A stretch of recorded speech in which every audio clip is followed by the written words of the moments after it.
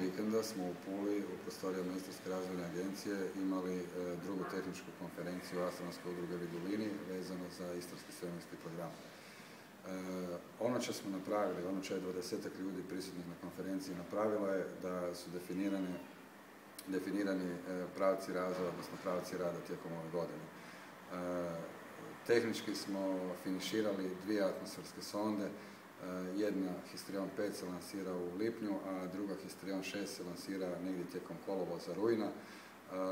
Važno bi bilo reći da su te 2 sonde zapravo preteča prvog hrvatskog, prvog istarskog satelita. Nakon uspješnog okončanja ovih misija, mi ćemo zapravo u tom trenutku u sondi Histrion 6 imati naš prvi satelit.